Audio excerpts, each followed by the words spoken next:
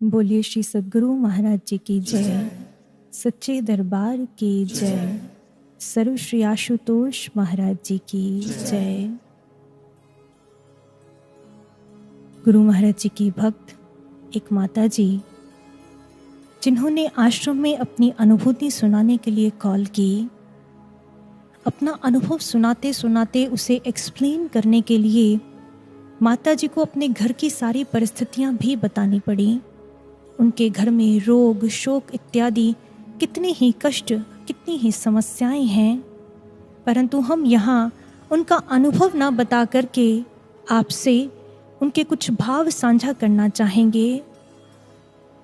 माता जी ने अनुभव सुनाने के बाद कहा, बेटा मैं प्रतिरोज साधना करती हूँ, लेकिन साथ ही गुरु महाराज जी को एक प्रार्थना भी अवश्य करती हूँ कि महाराज जी, मैं सेवा व साधना इसलिए नहीं करती कि आप मेरे कष्टों व दुखों को काट दें, बल्कि मेरी सेवा व साधना केवल और केवल इसलिए है कि आप जल्दी से जल्दी समाधि से वापस आ जाएं। जिस लक्ष्य के लिए आप गए हैं वो जल्दी पूर्ण हो जाए।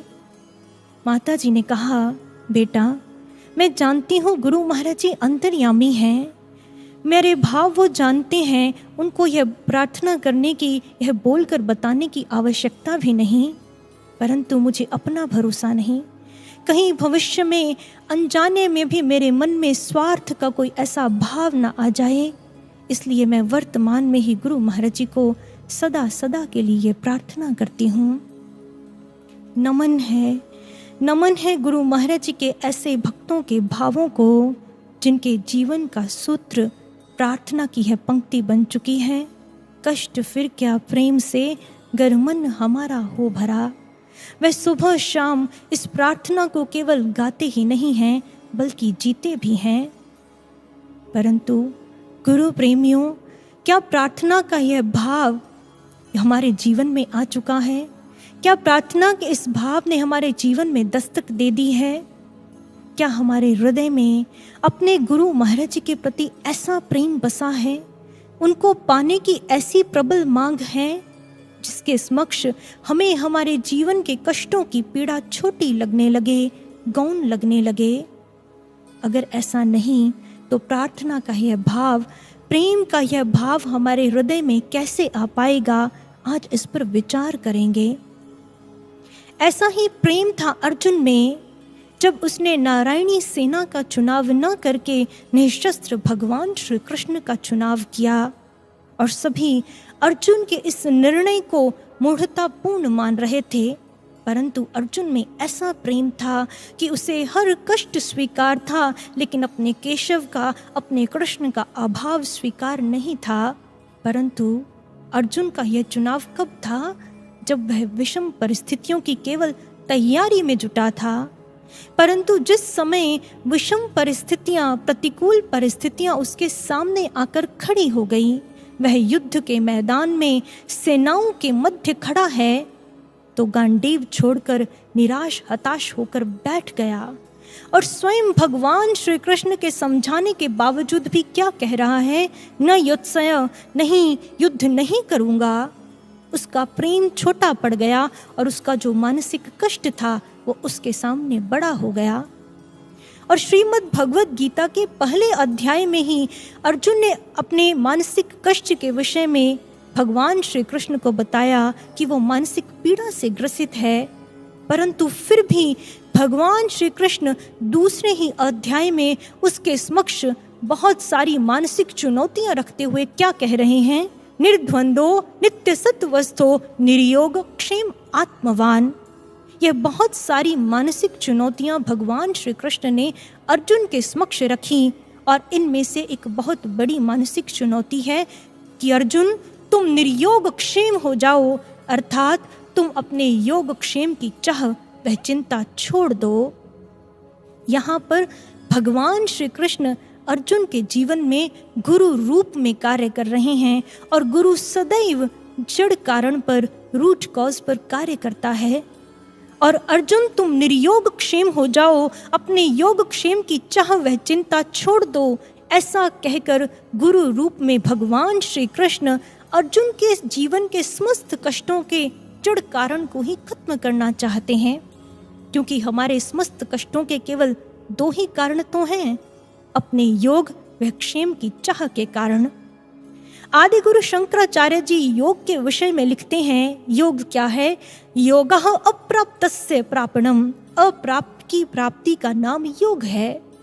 हम जिस भी व्यक्ति, वस्तु, परिस्थिति, पद, मान, सम्मान इत्यादि को प्राप्त करना चाहते हैं कि हमें बस यह मिल जाए, परंतु जब हमें वह नहीं मिलता तो हमें कष्ट का अनुभव होता है। यह कष्ट का पहला कारण है।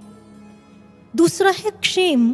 क्षेम क्या है? आदि गुरु शंकराचार्य जी लिखते हैं, क्षेमः तद रक्षणं तद उभयं।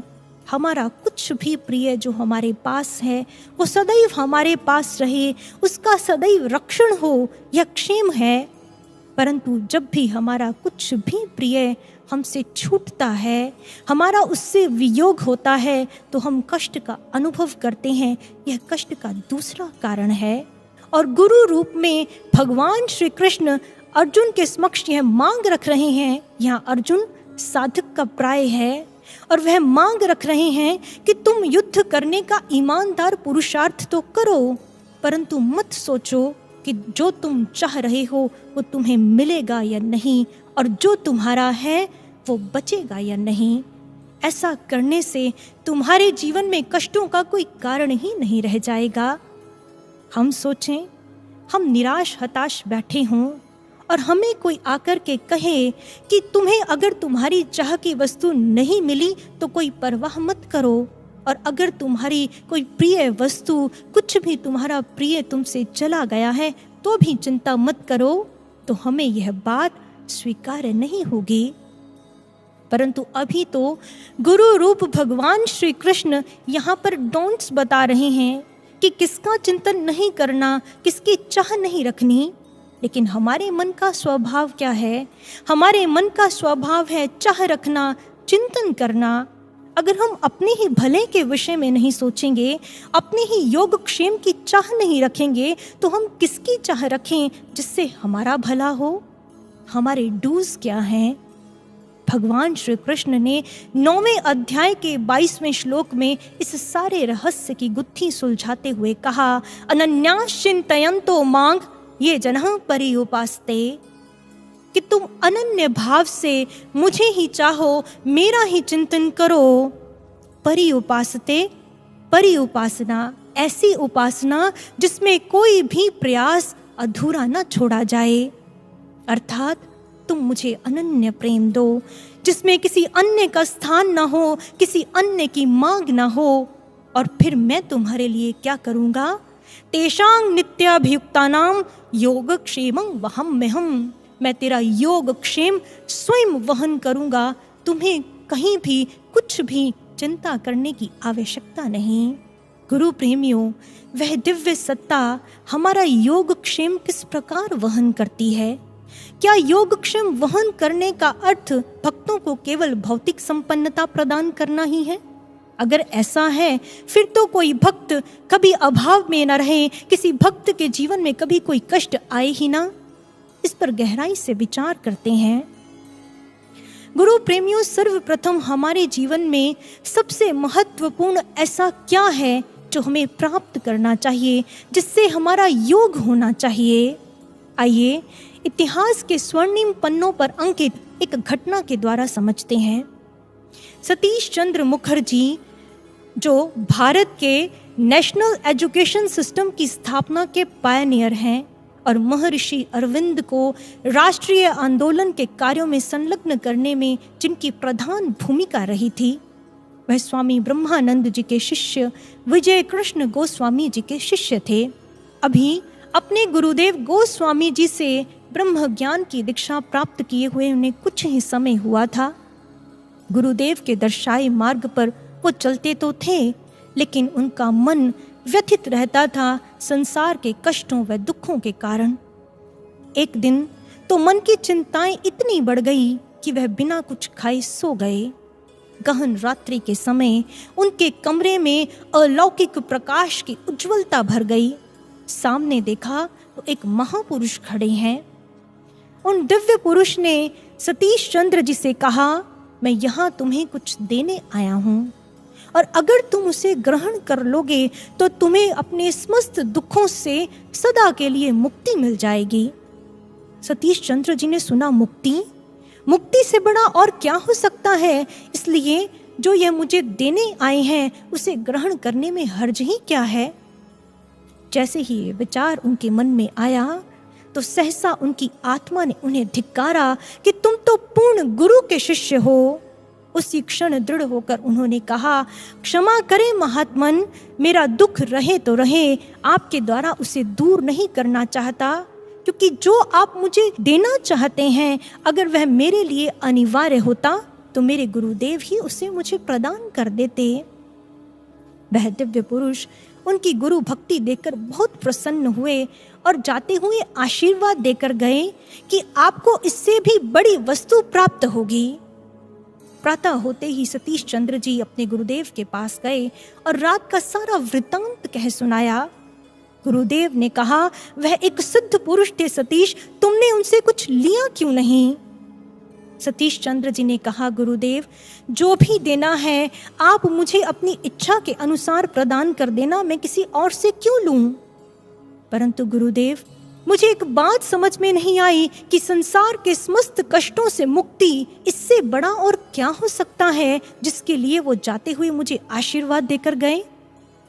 तो गुरुदेव ने कहा, मोक्ष अध्यात्म पथ का अंतिम सोपान नहीं है सतीश। गुरुदेव अपने आसन पर थोड़ा आगे की ओर हुए और सतीश चंद्र जी के पास होते हुए कहा, हाँ, मोक्ष से भी बड़ी वस्तु है और वह है गुरु और शिष्य के मध्य घटित होने वाला दिव्य प्रेम। मुक्त जीवात्माएं समस्त कष्टों व दुखों से मुक्त होने के बावजूद भी जिस प्रेम को पाने के लिए हाहाकार करती हैं, जिस प्रेम को पाने के लिए तड़पती हैं, तरसती हैं, वह प्रेम सबको अपने जीवन में नहीं मिलता। और इस प्रेम के बिना जीवन सफल नहीं, इस प्रेम के बिना जीवन नीरस है। इसलिए गुरु प्रेमियों, वह दिव्य सत्ता, वह सद्गुरु सत्ता हम सबको उस दिव्य प्रेम से सराबोर करने के लिए सर्वप्रथम हमारे जीवन में भक्ति का योगक्षेम करती है। एक बार गुरु महाराज जी का एक शिष्य जो काफ़ी समय से बीमार चल रहा था, वह मन ही मन सोचता, गुरु महाराज जी की दया से अनेकों रोग ठीक हो जाते हैं। जीवन और मृत्यु तो गुरु महाराज जी के हाथों के खिलौने भर हैं। और मैंने ऐसी अनेकों उदाहरणें केवल सुनी ही नहीं बल्कि बहुत सारे लोगों के साथ ऐसा प्रत्यक्ष घटित होते देखा भी है। परंतु गुरु महाराज जी मुझ पर ऐसी कृपा क्यों नहीं कर रहे? अपनी कृपा से मेरे रोग को ठीक क्यों नहीं कर रहे? उस शिष्य ने अपने मन के यह भाव कभी किसी से साझा नहीं किए थे, परंतु वह मन ही मन गुरु महाराज जी को यह प्रार्थना अवश्य करता रहता था। एक दिन उसे गुरु महाराज जी के पास जाने का सुअवसर प्राप्त हुआ। गुरु महाराज जी को प्रणाम करके अभी बैठा ही था, बोलकर कुछ बताया नहीं था, लेकिन गुरु महाराज जी ने उसे देखते ही जो वचन कहे वो हम सब शिष्यों को अपने हृदय में अक्षरशः धारण कर लेने चाहिए। गुरु महाराज जी ने कहा, सुनो, प्रेम बलिदान का मार्ग है, सौदेबाजी का नहीं। जीवन में शारीरिक कष्टों से विचलित होकर केवल उन्हीं लोगों का अपने गुरु पर से विश्वास डगमगाता है जो केवल शारीरिक सत्ता पर ही जीते हैं, परंतु जो आत्मिक सत्ता पर जीते हैं कोई भी कष्ट उनके विश्वास पर हावी नहीं होता। इतना कहकर गुरु महाराज जी कुछ क्षण रुके। गुरु महाराज जी का मुखमंडल गंभीरता त्याग कर वात्सल्य से भर गया और गुरु महाराज जी ने कहा, हमारा एक शिष्य था जो हमसे बहुत प्रेम करता था। घर पर रहते हुए भी वह जी जान से सेवा और प्रचार में लगा रहता था। जब उसके माता पिता ने उसे विदेश भेजना चाहा तो वो हमारे पास आकर बहुत रोया कि महाराज जी, मैं आपसे दूर नहीं जाना चाहता, महाराज जी, मैं सेवा से वंचित नहीं होना चाहता। परंतु गुरु महाराज जी ने बताया कि वो विदेश जाकर भी हमसे जुड़ा रहा। वहां जाकर वह एक बहुत बड़ी बीमारी से ग्रसित हो गया, परंतु विचलित नहीं हुआ। दिन ब दिन उसकी हालत बिगड़ने लगी। वहां के गुरु प्रेमियों ने उसे कहा कि चाहे गुरु महाराज जी अंतर्यामी हैं, और तुम्हारे भाव भी जानते हैं, लेकिन तुम एक बार अपने मुख से गुरु महाराज जी को अपनी बीमारी के विषय में बताओ तो सही। हमें विश्वास है कि गुरु महाराज जी तुम्हें अवश्य ठीक कर देंगे। तुम तो गुरु महाराज जी को इतना प्रेम करते हो। उस गुरु भाई ने कहा, मैं जानता हूँ चाहे ये मेरे ही कर्मों का फल है, परंतु फिर भी गुरु महाराज जी मुझे ठीक कर सकते हैं, इसमें कोई संदेह नहीं। उनको बोलकर बताने की भी आवश्यकता नहीं। परंतु मैं प्रेम के बदले इस तुच्छ सी वस्तु का सौदा नहीं करना चाहता। मैं अपनी सेवा और साधना का कोई मोल नहीं लगाना चाहता। प्रेम के बदले तो केवल प्रेम ही मिलना चाहिए। मृत्यु तो सबकी निश्चित है। मैं अगर उनका प्रेमी होकर मर भी गया तो इससे श्रेष्ठ मृत्यु और जीवन की उपलब्धि और क्या हो सकती है। गुरु महाराज जी ने यह सारी बात बताई और फिर सामने बैठे उस शिष्य को देखकर कहा, हम उससे अक्सर फोन पर बात भी किया करते थे, लेकिन जीवन के अंतिम चरण तक उसने हमसे कभी कोई शिकायत या कोई मांग नहीं की, हमसे अपनी बीमारी के विषय में चर्चा नहीं की। फिर गुरु महाराज जी ने कहा, हमारे उस शिष्य ने हमारे दिल पर राज किया। गुरु प्रेमियों, जिस शिष्य के प्रेम की उदाहरण स्वयं गुरु महाराज जी अपने श्री मुख से दें, इससे बड़ी जीवन की उपलब्धि और हो भी क्या सकती है। इसलिए ऐसा शिष्य जिसमें अनन्य प्रेम है, जो अनन्य प्रेम से भरा हुआ है और जिसके जीवन का सूत्र है, कष्ट फिर क्या प्रेम से गर मन हमारा हो भरा, वो सदैव गुरु महाराज जी को क्या कहता है, हे गुरुदेव, मेरा अहंकार, मेरी इच्छाएं, मेरा मन चाहे सब कुछ मर जाए, लेकिन मेरी साधकता जिंदा रहे। मैं कभी अपने शिष्यत्व से न चूक जाऊं। परंतु गुरु प्रेमियों, अगर बात शिष्य के आत्मसम्मान या स्वाभिमान पर आ जाए तो फिर क्या करना चाहिए, क्योंकि अपना आत्मसम्मान, अपना स्वाभिमान तो हर किसी को ही प्रिय होता है। ऐसी ही परिस्थिति गुरु महाराज जी के एक शिष्य के जीवन में आई। उसके जीवन की परिस्थितियां उसके स्वाभिमान को घुटनों के बल ले आई, जिस कारण उसके अंतस में विचारों के तूफान चल रहे थे। ऐसी परिस्थिति में वह गुरु महाराज जी के स्वरूप के समक्ष बैठ गया। एकटक उसे निहारता हुआ कहने लगा, गुरु महाराज जी, आज आपके बच्चे की, आपके शिष्य की ऐसी दयनीय हालत हो रही है, क्या आपको दया नहीं आ रही? आप जानते हैं मेरा ऐसा कोई दोष भी नहीं है महाराज जी। आज आप समाधि में हैं, लेकिन आप गुरु हैं हमारे। अगर गुरु शिष्य का मार्गदर्शन नहीं करेगा तो कौन करेगा?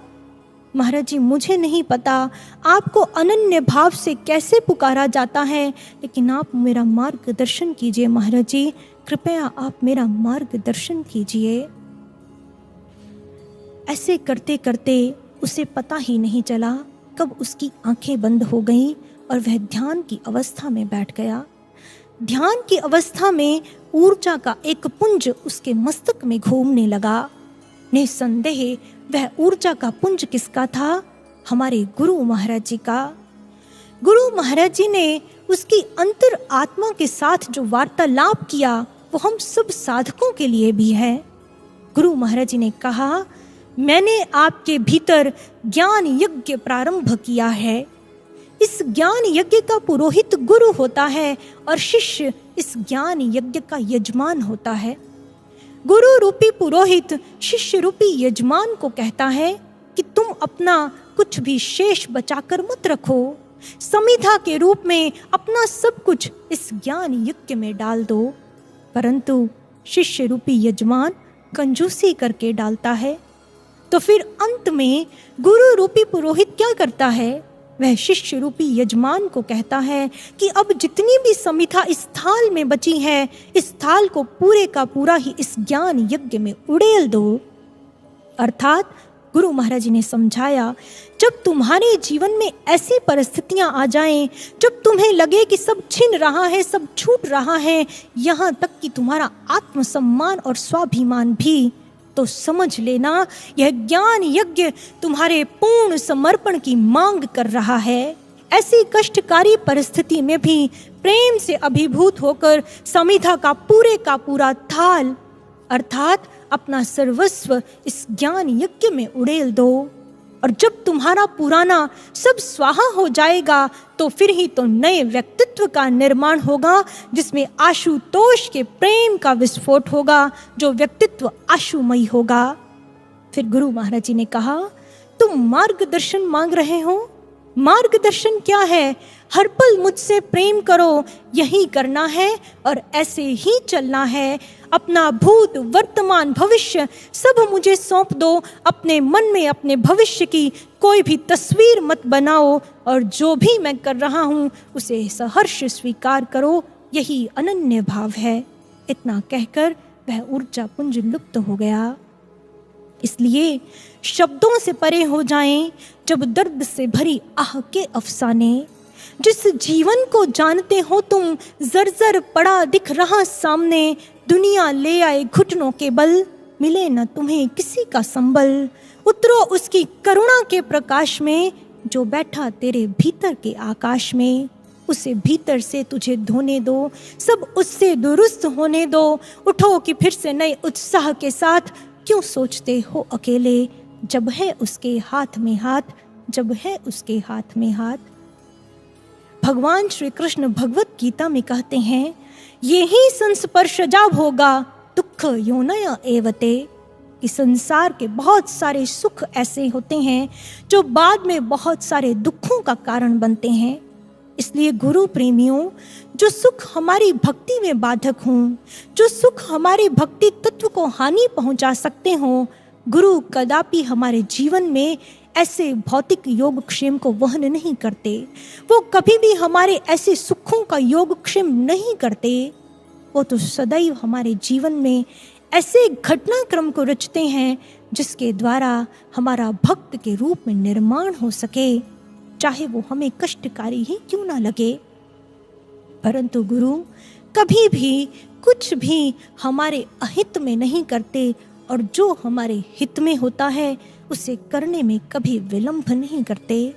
उनके घर में ना ही देर है और ना ही अंधेर है। जगन्नाथपुरी में रहने वाले अर्जुन मिश्र जी, जिन्हें अर्जुनाचार्य जी के नाम से भी जाना जाता था, महाभारत के भाष्यकार भगवान के अनन्य भक्त थे। जब वह श्रीमद् भगवत गीता पर टीका लिखते समय इस श्लोक पर पहुंचे, योगक्षेमं वहम्यहम्, तो वो इस शब्द पर आकर अटक गए, वहम्यहम्। उनके मन में यह विचार आया कि ईश्वर की विराटता के सामने तो सब तुच्छ ही हैं, चाहे कोई कितना भी बड़ा भक्त क्यों ना हो। और ईश्वर को तो दाता कहा जाता है, वो तो सदैव देता है। वो अपनी कृपा से अपने भक्त को कुछ भी दे सकता है, कुछ भी प्रदान कर सकता है, अपने आशीर्वाद से उसका रक्षण कर सकता है। फिर उसे स्वयं वहन करने की, स्वयं भार उठाने की क्या आवश्यकता है। इसलिए शायद इस ग्रंथ को लिखने में कोई चूक हो गई है। उन्होंने अपनी कलम उठाई और उस वहम्यहम् शब्द को काट कर वहां पर ददाम्यहम् लिख दिया कि वह योगक्षेम देता है। तब उनके स्नान का समय हो रहा था और वह स्नान करने घाट चले गए। कुछ समय के पश्चात किसी ने उनके घर का द्वार खटखटाया। उनकी पत्नी ने जब द्वार खोला तो सामने देखा दो बालक अपने सिर पर बहुत भारी टोकरियां उठाए खड़े हैं। उनमें से एक बालक के मुख पर गहरी चोट थी, रक्त बह रहा था। पत्नी बड़ी व्याकुल हो गई। इतना मासूम बच्चा, इतनी गहरी चोट और ऊपर से इतना भारी सामान उठाए हुए हैं। उसने झट से उनका सारा भार नीचे रखवाया और परिचय पूछा। बालकों ने कहा कि हमें आपके पति ने ये सारे खाद्य पदार्थ देकर भेजा है। पत्नी बड़ी आश्चर्यचकित है, इतना सारा सामान। बालकों ने कहा, हमें इसके विषय में कुछ नहीं पता, हम तो बस देने आए हैं। पत्नी ने कहा, वत्स, तुम्हारे मुख पर यह गहरी चोट कैसे? बालक ने कहा, यह चोट भी आपके पति ने ही मुझे पहुंचाई है। पत्नी ने कहा, नहीं नहीं, आप किसी गलत पते पर आ गए हैं, मेरे पति ऐसा कभी नहीं कर सकते। बालकों ने कहा, हम अर्जुन मिश्र जी की ही बात कर रहे हैं। इतना कहकर वह दोनों बालक भाग गए। जब अर्जुन मिश्र जी वापस घर आए तो पत्नी ने कहा, आज मैं बहुत चिंतित थी। भोजन तैयार करना था लेकिन घर में अन्न का एक दाना भी नहीं था। आपने बिल्कुल सही समय पर इतना सारा सामान भेज दिया। पत्नी ने यह सारी घटना सुनाते हुए कहा, लेकिन मुझे एक बात बहुत बुरी लगी। जिन 2 बालकों को आपने भेजा था उनमें से एक बालक जो पीतांबर पहने था, सांवले रंग का था, उसके मुख पर आपने इतनी गहरी चोट क्यों पहुंचाई? अर्जुनाचार्य जी उनका माथा ठनका। कौन से बालक, कौन सा सामान? जब समझ आई तो वह फूट फूट कर रोने लगे कि वो 2 बालक कोई और नहीं, स्वयं भगवान श्री कृष्ण दाऊ संग मेरे योगक्षेम का वहन करने आए थे, मेरे संशय का निवारण करने आए थे, मेरी आवश्यकताओं के भार को स्वयं उठाकर लाए थे। मुझ नीच ने उनके वचनों पर संशय किया। मैंने जो उनकी वाणी को काटा वह उन्हें चोट पहुंचाने जैसा ही तो था, इसीलिए उनके मुख पर गहरी चोट थी। गुरु प्रेमियों, हमें भी गुरु महाराज जी ने स्वयं कुछ वचन कहे, हर दुविधा में हमें पाओगे, हर पल अपने पास तुम।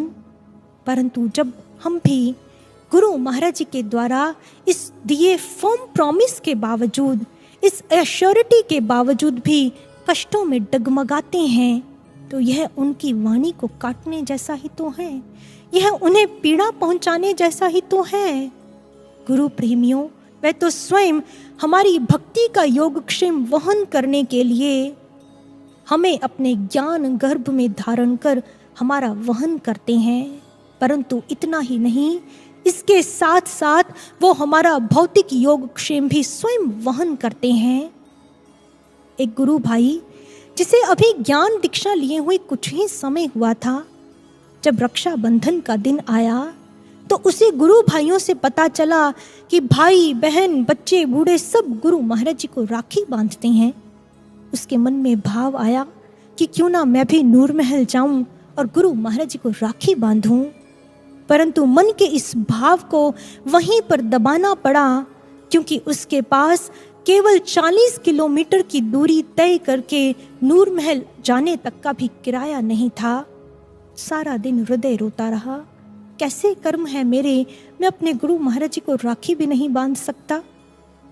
रात को जब वह साधना में बैठा तो गुरु महाराज जी उसके अनुभव में आए।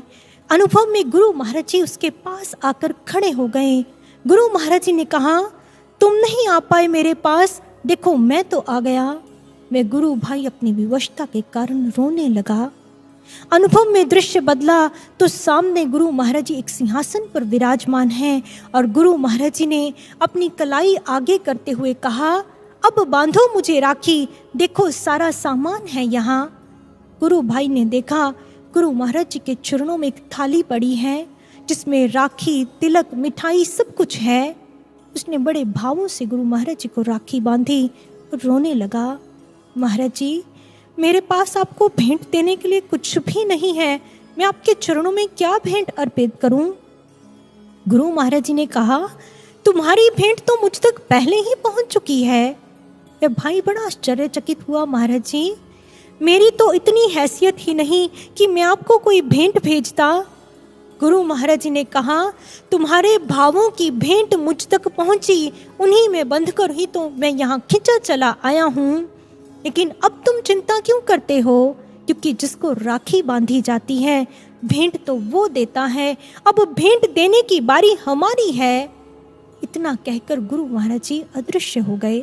उस गुरु भाई ने बताया कि उस दिन के बाद उसके जीवन की परिस्थितियां ऐसी बदलती गईं कि कहाँ उसके पास किराए तक के पैसे नहीं थे, लेकिन आज उसके पास उसके और उसके परिवार के निर्वाह के लिए और गुरु दरबार में सेवा में अर्पित करने के लिए पर्याप्त आर्थिक सामर्थ्य है। परंतु साधकों, हम सब के लिए यहाँ पर केवल एक ही शर्त है कि हम में ना ही कोई मांग हो ना ही कोई स्वांग हो। हम अपने जीवन के कर्म क्षेत्र में ईमानदार पुरुषार्थ तो करें, लेकिन ऐसा भाव नहीं कि जैसा किसी के साथ हुआ, जैसा फलां के जीवन में गुरु महाराज जी ने घटित किया, वैसा मेरे साथ क्यों नहीं। क्योंकि हमारे गुरु महाराज जी तो हमारे कर्म संस्कारों को देखते हुए हमारे कल्याण के लिए सदैव हमारे हित में ही करते हैं। बाकी सब तो गुरुतर विषय है, गुरु के उच्च स्तर का विषय है कि हमारे कर्म संस्कारों को काटते हुए हमारे कल्याण के लिए हमें कब कितना और क्या देना है और क्या नहीं देना। निस्संदेह जो हमारे जीवन के कल्याण के लिए अनिवार्य है वो स्वयं उसका भार उठाकर हमारे संग चलते हैं, और जो भी अनिवार्य हमारे पास है उसका रक्षण भी सदैव करते हैं। गुरु महाराज जी के भक्तों की, उनके जीवन की ऐसी असंख्य उदाहरणें हैं जिनमें गुरु महाराज जी ने उनकी भक्ति के योगक्षेम के साथ साथ उनका भौतिक योगक्षेम भी वहन किया। यहाँ पर अगर कुछ भी बताया जाएगा तो वह इस अलौकिक विज्ञान की एक बहुत छोटी सी झलक मात्र ही होगा। किसी के मंद श्वासों को प्राण दिए, किसी के सम्मान का त्राण किया।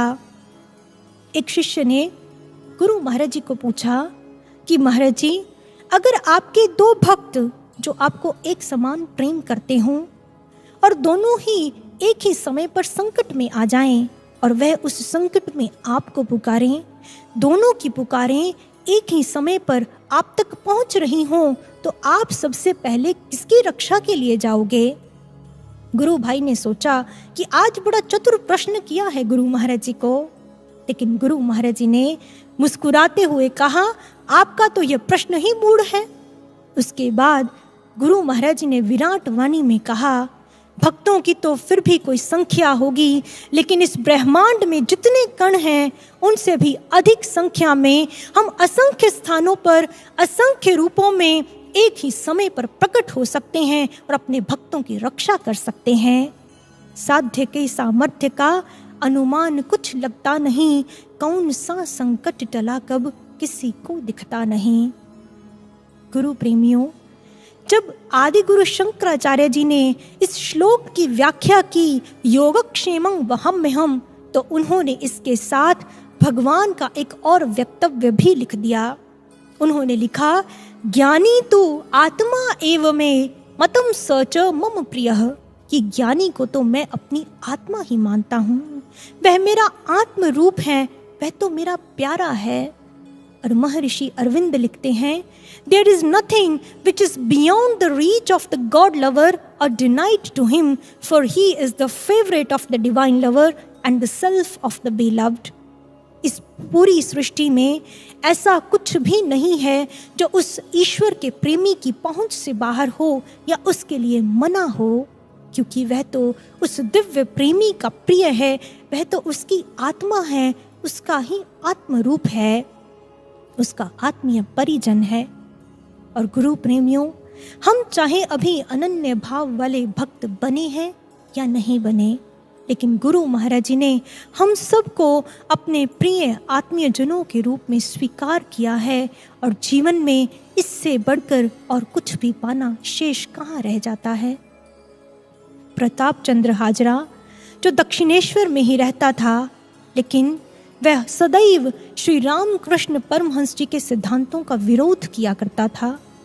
एक दिन नरेंद्र जब ठाकुर से मिलने के लिए गए, हाजरा ने नरेंद्र को रोकते हुए कहा कि तुम सभी नौजवान यहाँ रामकृष्ण के पास आते जाते रहते हो और यह तुम्हें फल मिठाई इत्यादि देकर संतुष्ट करके भेज देता है।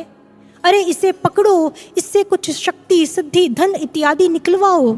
यह सारी बात स्वामी रामकृष्ण परमहंस जी ने सुन ली और नरेंद्र को कहा कि एक भिखारी जब किसी अमीर आदमी को देखता है तो वह उससे बार बार पैसे मांगकर उसे तंग कर देता है, और वह अमीर आदमी उससे तंग आकर उसके आगे एक सिक्का फेंकता है और कहता है यहाँ से चले जाओ। परंतु नरेंद्र, तुम सब तो मेरे अपने हो, तुम सबको मुझसे कुछ मांगने की आवश्यकता नहीं, क्योंकि जो कुछ भी मेरे पास है वह सब तुम्हारा है। गुरु प्रेमियों, एक शिष्य ने गुरु महाराज जी से भी पूछा था कि महाराज जी, एक शिष्य का अपने गुरु पर कितना अधिकार होता है? तो गुरु महाराज जी ने कहा, एक शिष्य का अपने गुरु पर अधिकार नहीं होता, बल्कि एक शिष्य का तो अपने गुरु पर पूरे का पूरा कब्जा होता है। गुरु प्रेमियों, शिष्य होने के नाते हमें अपने गुरु महाराज जी को अपने ऊपर कार्य करने का, हमें संचालित करने का अधिकार ही नहीं, पूरे का पूरा कब्जा देना चाहिए। लेकिन हम यह कब्जा तो क्या, अधिकार देने में भी चूक जाते हैं। परंतु कहाँ मिलेंगे ऐसे सद्गुरु जो पूरे के पूरे हमारे हैं। हम कितना उनको ले पाए, कितना उनको जी पाए, यह हम पर निर्भर करता है। जब भी कोई चिंताग्रसित शिष्य कष्टों व चिंताओं से भरे मन को लेकर गुरु महाराज जी के समक्ष आया, तो गुरु महाराज जी ने सदैव यही कहा कि अगर तुम चिंता करोगे तो फिर मैं तुम्हारी समस्या पर कार्य कैसे करूंगा। तुम अपनी चिंता पर भी मुझे अधिकार नहीं दे रहे, स्वयं ही अपना बोझा उठाने के लिए तत्पर रहते हो, तो फिर मैं कृपा कैसे करूंगा, मैं कार्य कैसे करूंगा। जो शिष्य अपने लिए ढेर सारी चिंताएं, महत्वाकांक्षाएं लेकर घूमता है, तो उसके लिए गुरु उसके जीवन में होकर भी शून्य जैसा रहता है। लेकिन जो शिष्य अनन्य भाव से अपने गुरु को अधिकार देता है, तो कष्ट उसके जीवन में भी आते हैं, लेकिन उसके कष्ट उसे कष्ट नहीं दे पाते, उसे तकलीफ नहीं दे पाते, क्योंकि उसके हृदय में अनन्य प्रेम के अतिरिक्त किसी अन्य वस्तु के लिए स्थान ही नहीं है। तो फिर क्या होता है, उसके कष्ट उसके सद्गुरु के कष्ट बन जाते हैं, उसका दर्द उसके सद्गुरु का दर्द बन जाता है। स्वामी राम तीर्थ जी एक बार एक पहाड़ी गुफा में साधनारत थे। पास के गांव वाले लोग गुफा के बाहर निश्चित समय पर उनके लिए भोजन रख देते थे। जब भी स्वामी राम तीर्थ जी को भोजन मिलता, वह कहते, मेरे यार तेरा धन्यवाद, क्योंकि वह अपने इष्ट को यार कहकर संबोधित किया करते थे। गांव वाले बड़े हैरान होते कि भोजन हम देते हैं और यह धन्यवाद अपने यार का करते रहते हैं। एक दिन उन्होंने सोचा, आज हम गुफा के बाहर भोजन नहीं रखेंगे, देखते हैं कि जब एक भी निवाला भोजन का इनके मुख में नहीं जाएगा तो फिर अपने यार का धन्यवाद कैसे करते हैं। उन्होंने ऐसा ही किया और वो जो गुफा के बाहर झाड़ियाँ थी उनमें छिपकर बैठ गए, छिपकर स्वामी राम तीर्थ जी को देखने के लिए। जब भोजन का निश्चित समय हुआ तो स्वामी राम तीर्थ जी बाहर आए। बाहर देखा, गुफा के बाहर भोजन नहीं था, भीतर चले गए। कुछ समय के पश्चात वह फिर आए। जब फिर देखा भोजन नहीं है तो वो जोर जोर से हंसकर कहने लगे, आज मेरे यार की चली, अरे देखो आज तो मेरे यार की चली। वो कहने लगे कि जब भी मुझे भूख लगती है मेरे यार तुम मुझे खाने के लिए भोजन दे देते हो, लेकिन आज मुझे भूख लगने पर भी तुमने भोजन नहीं दिया। आज तुम मुझे अपनी इच्छा से चला रहे हो, मुझ पर अपना इतना अधिकार समझ रहे हो। मेरे यार तेरा धन्यवाद, तेरा साधुवाद। और इतना कहकर वह अपनी एक रचना गुनगुनाकर नाचने लगे। स्वामी राम तीर्थ जी की वह रचना है, अपने मजे की खातिर गुल छोड़ ही दिए जब, रूहे जमी के गुलशन मेरे ही बन गए सब। जितने जुबां के रस थे कुल तर्क कर दिए जब, जितने जुबां के रस थे कुल तर्क कर दिए जब, बस जाय के इस जहां के मेरे ही बन गए सब। जब बेहतरी के अपनी फिक्रो ख्याल छूटे, फिक्रो ख्याले रंगी मेरे ही बन गए सब, फिक्रो ख्याले रंगी मेरे ही बन गए सब। जब मैंने अपने फिक्र का ख्याल ही छोड़ दिया तो सभी फिक्रों के ख्याल मेरे हो गए, क्योंकि अब मेरा फिक्र मेरा यार रखता है। और इतने में दूसरे गांव से एक महिला जो अपने घर में नई गाय लेकर आई थी, वो सर्वप्रथम स्वामी जी को उस गाय के दूध का भोग लगवाने के लिए भेंट देने आ गई। और झाड़ियों से निकलकर सभी लोग उनके चरणों में नतमस्तक हो गए। गुरु प्रेमियों, जब कोई प्रकृति के उस स्वामी को मिलने चलेगा तो यह प्रकृति, यह संपूर्ण संसार उसका अनुसरण क्यों नहीं करेगा। हमारे सद्गुरु तो इस जहां के स्वामी हैं, इसीलिए तो इस जहां को हमारे कदमों में रखने का दावा और वायदा भी तो वही कर सकते हैं।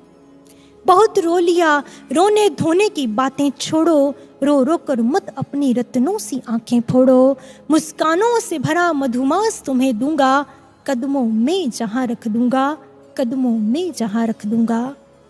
इस बात को स्वामी रामकृष्ण परमहंस जी के शिष्य लाटू महाराज, जो बाद में स्वामी अद्भुतानंद जी हो गए, उन्होंने बड़ी सुंदर उदाहरण से समझाया है।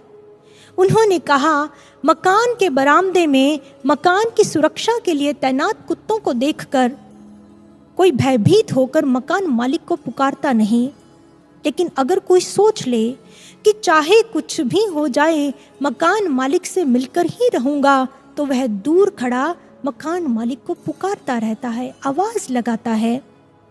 उसकी आवाज सुनकर मकान मालिक बाहर आता है और वो कुत्तों को डांटकर चुप करवा देता है।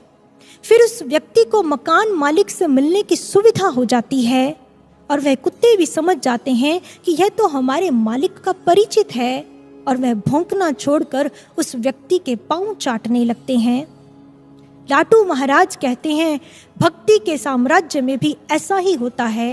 यह कष्टों विपदाओं रूपी श्वान मनुष्य को भयभीत करते हैं, परंतु जो भक्त होता है वो इन कष्टों और विपदाओं रूपी श्वानों से न घबराते हुए निरंतर अपने जगत के मालिक उस भगवान को पुकारता रहता है, और उसकी पुकार सुनकर जगत का मालिक बाहर आता है। वो स्वयं आकर अपने भक्त को आलिंगन में ले लेता है, और फिर क्या होता है, यह कष्टों और जीवन की परिस्थितियों रूपी श्वान उसके पांव चाटने लगते हैं, सब उसके कदमों के तले होते हैं। इसलिए गुरु प्रेमियों, मांग केवल यही है कि हम चाहे सुविधा में हैं या दुविधा में, हम चाहे किसी भी परिस्थिति में हैं, लेकिन उसकी परवाह न करते हुए निरंतर अपने गुरु महाराज जी को मिलने के लिए अनन्य प्रेम से उन्हें पुकारते रहें। और वह दिन दूर नहीं जब हमें भी उनका दिव्य आलिंगन, दिव्य सानिध्य पुनः प्राप्त होगा और जीवन की सारी परिस्थितियां हमारे कदमों के तले होंगी। गुरु प्रेमियों, आज रक्षाबंधन के दिन हम सभी अपने अनन्य प्रेम का सूत्र अपने गुरु महाराज जी की कलाई पर बांधें, और यही सूत्र हमारा रक्षा कवच बनकर सदैव हमारे संग चलेगा। क्योंकि चाहे वो सब नियम बनाने वाले हैं, लेकिन उनका एक नियम और भी है, नियम बनाने वाला मैं ही, तोड़ूं सब मर्यादा जब जब भी मेरे भक्तों पर आती है कोई बाधा। कष्टों में भी रखते थामे प्रेम की जो पतवार, योग क्षेम में वहन हूं करता, जानो तुम भक्ति सार। मुझको भजने वाला कभी ना रहता है कोई दीन, मैं भक्तन का भक्त मेरे, मैं भक्तों के अधीन, मैं भक्तों के अधीन।